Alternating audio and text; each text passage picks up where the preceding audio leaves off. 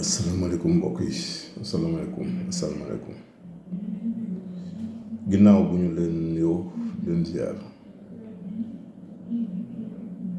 ñu ngi leen di xamal ni désormais suñu xeex suñu combat daañu ko mëne contre ñaari tawat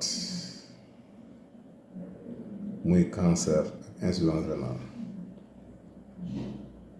doole bi ma yàlla may ko su néew ak kàttan beeg xel ne xalaat bi danaa ko def si ñaari tawat yi ba mu jeex tàkk te ngeen ñaanal en tout cas désormais benn combat la am muy ce combat contre le cancer ak l'insuffisance rénale. Je disais que désormais je me battrai, je lutterai contre ces deux maux qui gangrènent la société, que sont le cancer et l'insuffisance rénale. Je consacrerai toute mon énergie et ma force dans la lutte contre ces deux fléaux.